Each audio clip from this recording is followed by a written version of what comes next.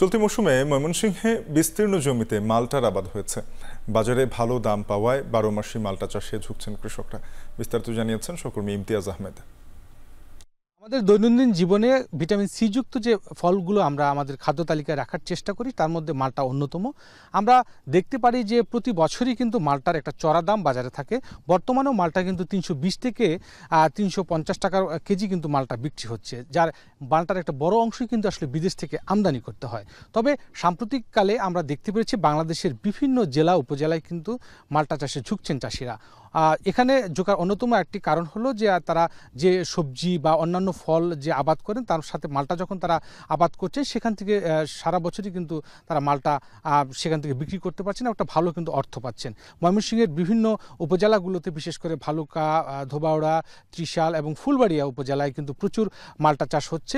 জেলা কৃষি অফিস যেটা বলছেন 374.5 হেক্টর জমিতে এবার মালটার চাষাবাদ হয়েছে। কৃষি বিভাগ যদি এই মালটা চাষে কৃষকদের প্রান্তিক পর্যায়ে উদ্বুদ্ধ করতে থাকে তাহলে একসময় দেখা যাবে যে বিদেশ থেকে যে মালটাটা আমদানি করতে হয় সেই আমদানি নির্ভরতা অনেকটাই কমে আসবে, ভিটামিন সি চাহিদাটাও পূরণ হবে, পাশাপাশি বৈদেশিক মুদ্রাটাও কিন্তু সাশ্রয় হবে। সেই সাথে আরেকটি বিষয় সেটি হলো যে কৃষকরা যেন তাদের মালটার ন্যায্য মূল্যটা পায় এবং রাস্তাঘাটের যে একটা উন্নয়ন সেটি কিন্তু তারা প্রান্তিক পর্যায়ে দাবি করছেন। সব মিলিয়ে এই ছিল ময়মনসিংহ থেকে মালটা চাষির সবশেষ খবর আমার কাছে।